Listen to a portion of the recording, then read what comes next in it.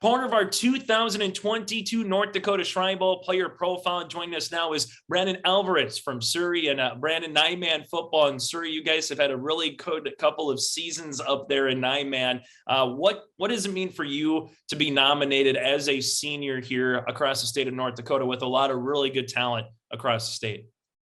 I mean, it means a lot to me. I appreciate the fact that I was nominated. I honestly could never really thought expected to be nominated. But I think I will agree that there is a lot of talent across the state for sure. And I can see that in, my teammates as well as other teams as well. The one thing about this is a melting pot. Once you get to an all-star game, you get guys from all across the state of North Dakota, whether it's the southwest court portion to the northeast portion here, and get to come for one particular game. Is there someone that you're looking forward to having on your side of the line of scrimmage, so to speak, Branden, for a change, or someone you've seen on highlights run loose and say, hey, I wonder what it would be like to play with, that particular player for a week of football? In particular, I guess not particularly. I am very excited to have one of my teammates, Jagger Dickman, on my team. As his teammate, I've really, grown to really trust him. He's a lineman as well as me. I was the center. And I'm also excited to have a couple of players from, I believe, Divide and Ray Powers Lake. Yeah, so. It's one of those deals where if someone hasn't seen you play football before, Branden, you mentioned you're a lineman. What would be the best way to describe your style of play on the football field? Well, me as a small lineman, very small center, quick, I guess, quick and agile. Is there something that you're going to take away from your time on the football field from your coaches that you've kind of learned into your next chapter of life, or anything particularly, Branden, in terms of once everything is done and once the Shrine Bowl is done, kind of the high school days, so to speak, that portion kind of moves behind you? Is there anything in particular you're going to take away from your coaches? Yes, very, very much. I think that a lot of what happens in football can be, applied to life as well. Being respectful, one of them, to your leaders and also younger people as well. I think that's a very big part of it. It doesn't matter who you are, where you came from, being respectful and being, trustworthy toward that person is very important. I think that'll get you a lot of places. So once everything is done here, what's the next step for you, Branden? What's the plans come August, September, and what's the next chapter once you take off that helmet, at Mayville State for one more time as a Mustang? Yeah, so I think I've almost fully committed to Minot State, based on the circumstances that I'm in. I'm gonna stay here and hopefully play some football, do some music, and potentially optometry. Nice. So Mayville, so for Minot State, what just made that, be the right fit for you, particularly in terms of taking your talents, but also taking your studies to, the Magic City a little bit? Yeah, I think a lot of it was based on my circumstance. Living really close to Minot is just a benefit for me, being able to, stay with my parents for a little bit, and I think that since I don't entirely know what I want to do, it's best just to at least get my generals done in Minot, and then, if I want to move somewhere else, I can.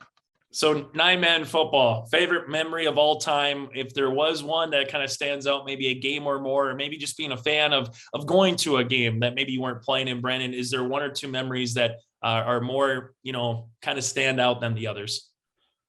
Yeah, I think that I have had 2 interceptions and ran for touchdowns one in my sophomore year and one my junior. And the reaction from my teammates was, "That's why you're homeschooled." And I'm not entirely sure what that means. But I just thought that was I really enjoyed that. That was definitely stuck with me. And then I guess another one would just be as a linebacker as well. Just my favorite thing to do, maybe one in particular in Mohall this last year, is just to run someone over and try to get to the ball. It felt very good to be the hammer and not the nail. So yeah. Yeah, it's always better to be the one that's kind of delivering the hit than the one that's absorbing the hit a little bit right there. And final two things for you before we let you go, Branden. Superstitious? Are you superstitious before a game? And if so, take us through it. Did you have to, put the shoelaces on left to right first, or anything of that nature?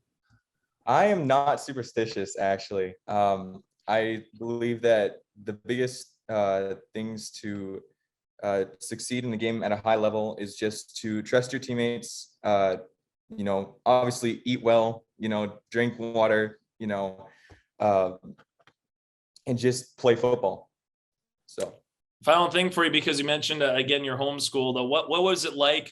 In terms of if you could talk to someone who's 10, 12 years old that's going through kind of homeschooling as well, wondering how they kind of can be incorporated in terms of the local sports scene or anything of extracurricular activities that comes with, high school and middle school, what would be some words of wisdom that you would kind of give them, knowing that you've gone through it now, you've done it, you're moving on to the next chapter? What would be some words of encouragement for them as well if they wanted to dip their toe into football or into something else?